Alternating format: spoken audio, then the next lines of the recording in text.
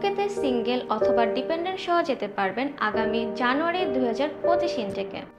IELTS, ওয়াইটিসি, Duolingo, PTE এবং MY দিয়ে UK top rank ইউনিভার্সিটির জানুয়ারি 2025 ইনটেকের অ্যাপ্লিকেশন প্রসেস চলবে আগামী 10ই নভেম্বর পর্যন্ত।